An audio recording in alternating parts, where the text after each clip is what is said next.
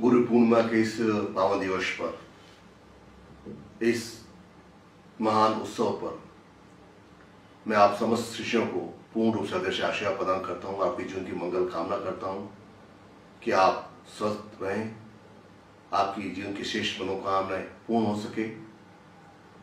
और मैं शिष्यों से कुछ विशेष बात करना चाहता हूँ कि जिस प्रकार से एक भक्त और साधक में बड़ा अंतर होता है, शिष्य और सेवक में बड़ा अंतर होता है, और शिष्य बनकर ही, साधक बनकर ही भक्त और सेवक बना जा सकता है। जब अंतःकरण से मन से आवाज आए कि अब गुरु बिना रहा न हो जाए, तो यह शिष्य की महान बड़ी उपलब्धि होती है। और जीवन में एक वितृष्णा, अर्थात जब जीवन में कुछ कमियां रह जाती है, जीवन की जब कुछ इच्छाएं, मनोकामनाएं पूर्ण नहीं हो पाती है, तो मन एक उचाट हो जाता है, मन एक उदास हो जाता है, मन एक व्यतीत हो जाता है, एक परेशान हो जाता है। और वितृष्णाओं के कारण हमारे मन में एक कुंठा और तनाव आ जाता है। और यह तनाव जब हम किसी दूसरे को पीड़ित करके अपनी वाणी से, अपने बोल से, अपने कर्म से जब हम उसको पीड़ित करते हैं, तो हमें एक आनंद आता है, हमें एक अच्छा लगता है, क्योंकि ये हमारी एक वितृष्णा है, हमारे मन के अंदर का एक विकार को निकालने की एक भावना, एक इच्छा है। और जब तक हम अपने जीवन में उस वितृष्णा को अपने जीवन से हटाएंगे नहीं, और वितृष्णा को हटाने का एकमात्र ही गुरु क्रिया है, गुरु का जीवन में पदार्पण है। अर्थात शिष्य बनकर ही जीवन में उस तनाव, वितृष्णा को समाप्त किया जा सकता है। जब तक हम अपने अंदर के मन के, चित्त को, स्वभाव को चेंज नहीं करेंगे, अर्थात अलग नहीं करेंगे, तब तक हमारा स्वभाव यूं ही चलता चला जाएगा और हमारा पूरा जीवन उसी बीत जाएगा। जब हम अपने मन से शुद्धिकरण नहीं करेंगे, मन से हम अपने आप को पवित्र नहीं करेंगे, चित्त को शांत नहीं करेंगे, क्योंकि कुंठाएं, तनाव तो हमेशा हमारे ऊपर हावी रहेंगी, हमारे ऊपर हावी होती रहेंगी। चाहे हम कितना भी सत्संग कर लें, ऋषि मुनियों के सत्संग कर लें, अच्छी वाणी सुन लें, श्रेष्ठ सद्गुरुओं के संपर्क में रहें, उनसे सहचर्य प्राप्त करें, लेकिन जब तक हम अपने आप को, मन को हम चेंज नहीं करेंगे, चित्त को चेंज नहीं करेंगे, तब तक कितना भी हमारे ऊपर उस वाणी का प्रभाव नहीं आ सकता है। तो यह एक गुरु क्रिया, एक गुरु चिंतन, एक गुरु प्रभाव के माध्यम से हम अपने आप के मन को, चित्त को चेंज कर पाते हैं, उसे अलग तरीके से हमारे जीवन जीने की कला में प्राप्त होती है। क्योंकि हम अपने आप में एक मन को निर्मल करके ही चित्त को एक प्रभावशाली बनाया जा सकता है। और चित्त को प्रभावशाली बनाने के लिए, मन को स्थिर करने के लिए हमें अपने आप में उस दुर्गंध जीवन से ऊपर उठना होगा, ऊंचा उठना होगा। ऊंचा उठने का तात्पर्य है कि जिसमें आत्मबल हो, जिसमें ज्ञान हो।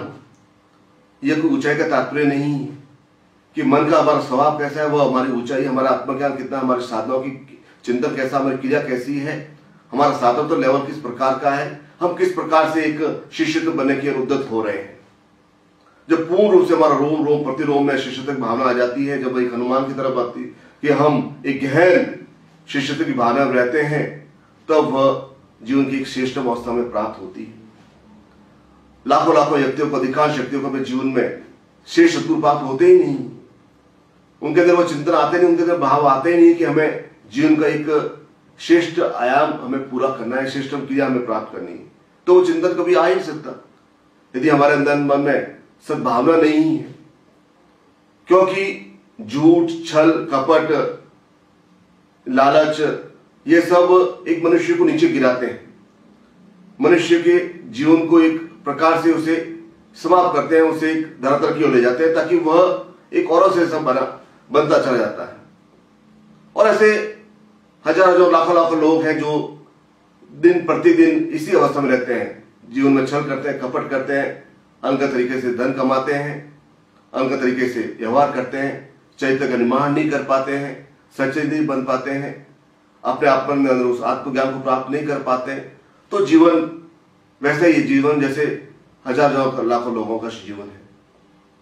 तो ऊपर उठने की क्रिया अर्थात मन में एक दृढ़ निश्चय की भावना कि मैं अपने जीवन को किस जगह स्थापित करना चाह रहा हूं, जीवन को किस ओर ले जाना चाह रहा हूं। क्या मेरे मन में ही क्या वही चिंतन रहे, वही रहे जो दूसरों का है? और ये विकार जो मनुष्य को प्राप्त होता है, ये विकार कहीं और से प्राप्त नहीं होता कि आसमान से अंदर से विकार में प्राप्त हो गया, ये आसपास की क्रियाओं के माध्यम से हमें प्राप्त होता है। जब तक ये मन का विकार नहीं निकलेगा तब तक हम एक अधम रहेंगे, अर्थात हम एक उच्च कोटि के शिष्य, एक उच्च कोटि के साधक नहीं बन पाएंगे। तो सबसे पहले जब शिष्य बनते हैं तो वह विकार हमारे जीवन से समाप्त होता है।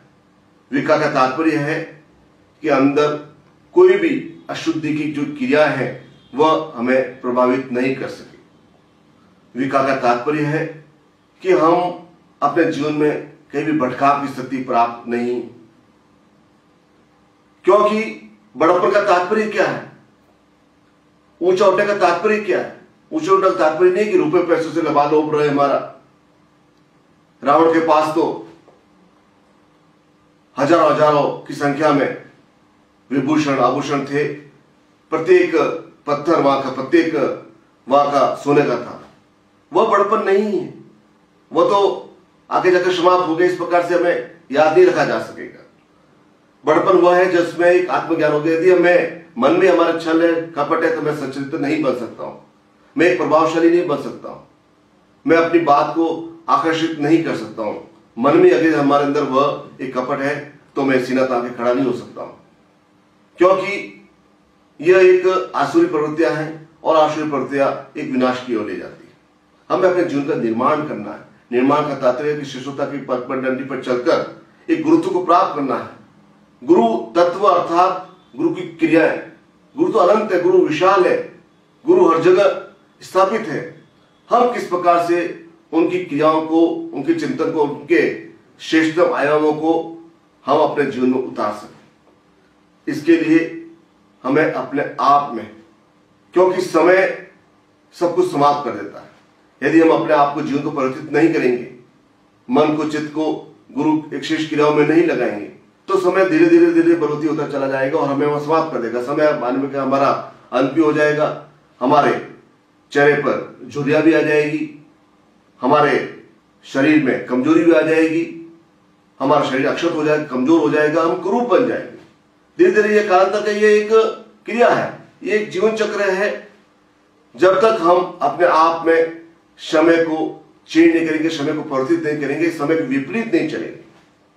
और विपरीत चलना चाहते के ऊपर उठना, ऊंचाई से नहीं, अर्थात हम किस प्रकार से गुरु कार्य करें, गुरु सेवा कर रहे हैं। क्योंकि छोटा मोटा कार्य नहीं, एक आध्यात्मिक चेतना देने का कार्य, एक आध्यात्मिक ज्ञान को बांटने का कार्य, कि मैं किस प्रकार से अपने जीवन में उस आध्यात्मिक चिंतन में लगा हुआ हूं, मैं गुरु कार्य कर रहा हूं, मैं गुरु की सेवा कर रहा हूं। गुरु सेवा का तात्पर्य है कि गुरु का जो भी चिंतन है, गुरु की जो भी योग्यता है, जो गुरु कार्य है, जो भी उनके वचन है, जो भी उनका साहित्य है, जो भी उनकी साधना है, तपस्या है, योग्यता है, उनको आगे और बढ़ाना, उनको और आगे फैलाना, जनमानस में एक चेतना व्याप्त करने की क्रिया करना। तो यह इसी प्रकार से है जब एक तलवार पर चलने के समान। लेकिन जब हम तलवार पर चलते आगे तो एक आनंद की अनुभूति होती है कि मैंने अपने जीवन को कुछ श्रेष्ठ कार्य किया, मैंने अपने जीवन को कुछ श्रेष्ठ चिंतन प्राप्त किया है, मैंने जीवन में कुछ पुनीत कार्य किया है। मैंने जब ये कार्य हमें मिलता है, इसका तात्पर्य कि हमारे पुण्य तो जागृत हो रहे हैं, हमारे जीवन में पुण्य आए हैं, तो इसे तभी हमें जीवन में सद्गुरु के कार्यों में किसी प्रेरणा मिलती है। अन्यथा अधिकांश व्यक्ति केवल एक सार से जुड़ते हैं और शरीर से संबद्ध होने का तात्पर्य है कि वह गुरु गुरु तो कह रहा है, लेकिन गुरु भी समझ जाते हैं कि वह केवल एक शरीर से संपृक्त हो रहा है। ऊपर ऊपर से वह एक मीठा करने की कोशिश कर रहा है, वह ऊपर से वह मुंह से तो बोल रहा है, लेकिन उसके मन के अंदर, उसके अंतःकरण में गुरु विराजमान नहीं। तो गुरु भी उसी प्रकार से उसे आशीर्वाद देते हैं। गुरु से जुड़ने की क्रिया बिल्कुल अलग है, अंतःकरण से भावना आने की क्रिया अलग है, और वह सदगुरु भली भांति जानते हैं। जिस प्रकार से गेंद हमें नीचे पटकते हैं जो जो तेज तेज पढ़ते हैं वो उस चीज और उठाई देती है। तो यही एक सिस्टम कि जो जो हम तेजी से एक गुरु कार्य करेंगे उसी प्रकार से हम जीवन को ऊंचा उठा पाएंगे। क्योंकि जब शाश्वत शक्ति है, गुरु है, शिष्य की भावना है, तो जीवन का निर्माण तो अवश्य होगा, एक श्रेष्ठ निर्माण तो अवश्य होगा। उसमें हमें और अधिक तनाव और चिंता करने की आवश्यकता नहीं है। जब अपने अपने अंतर्गत में गुरु को विराजमान कर लिया है, गुरु को चेतना से व्याप्त कर लिया है, गुरु की सुगंध हमें अक्षर में व्याप्त हो चुकी है, अंतर्गत से भावना हो चुकी है कि ये मेरे सिस्टम सदगुरु है, उनकी क्रिया में जो आगे बढ़ाया तो संसार की चिंता करने की आवश्यकता नहीं है, अपने क्रियाओं की आवश्यकता करनी है, अपनी मनोकामनाओं की चिंता करने की आवश्यकता नहीं है। जरूरत है पूर्ण समर्पण, सेवा और एक श्रद्धा की। ये 3 आयाम होते हैं। क्योंकि मनुष्य अपने जीवन को नियंत्रित कर सकता है, पशु अपने जीवन को नियंत्रित नहीं कर सकता। पशु अपने जीवन में एक श्रेष्ठ क्रिया नहीं कर सकता क्योंकि वह अपने आप में एक नियंत्रित नहीं है, उसका एक स्वभाव अलग है। लेकिन हमें एक मनुष्य जीवन मिला है तो हमें वो योग्यता मिली, हमें एक स्वभाव मिला है कि हम अपने जीवन को नियंत्रित कर सकते हैं। और नियंत्रित करना एक शिष्य बनकर ही जीवन को नियंत्रित किया जा सकता है। अन्यथा अंधी दौड़ में आगे सब कुछ चल रहे हैं, कागज जगह समाप्त हो जाते हैं। और जब तक ये मन में कुंठा तनाव रहेगा, जब तक हम अपने आप को एक पीड़ित रहेंगे, हम अपने आप में एक सर्वोच्च स्थान को, सर्वोच्च जीवन की शिखर को प्राप्त नहीं कर पाएंगे, जो हमारे जीवन का एक उद्देश्य है, जो महान लक्ष्य है। हमें महान बनना है, एक पूर्ण बनना है, एक उन्नत बनना है, तेजस्वान बनना है, ज्ञानवान बनना है, पूर्ण उस संस्कारों से परिपूर्ण बनना है और भारतवर्ष को पूरा आध्यात्मिक की चिंता सिमट के हमें चलना है। तो इसमें कोई भी कार्य छोटा बड़ा नहीं होता, क्योंकि एक गैप का तात्पर्य है कि गुरु और शिष्य का बीच में एक गैप का तात्पर्य होता है कि एक स्वभाव से गैप। जो हम गुरु को और अधिक निकट जाते हैं, जो हम एक संपूर्ण हो जाते हैं, तो गैप समाप्त हो जाता है। तब हम गुरु की क्रियाओं को पूर्ण रूप से प्राप्त नहीं कर पाते, क्योंकि हम पूर्ण रूप से वह हमारे अंदर वो गैप नहीं है कि किस प्रकार से हमें गैप रखना है, किस प्रकार से हमें दूरी बनाए रखनी है। दूरी का तात्पर्य है कि एक अपने आप में पूजनीय जो व्यक्तित्व होता है वह किस प्रकार से हम उसके आसपास भी रहें, लेकिन पूर्ण रूप से वह एक प्रकार से ऐसा नहीं हो जाए कि हमें कुछ दिखाई नहीं दे, हमें कुछ प्राप्त नहीं कर सके। वह व्यक्ति कर पाते हैं जो पूर्ण रूप से अपने मन में तो वह गुरु प्राप्त नहीं कर पाते हैं, लेकिन दिखाने की ऐसी कोशिश करते हैं कि वह वही सब कुछ गुरु कार्य कर रहे हैं, वही सब कुछ श्रेष्ठ कार्य कर रहे हैं।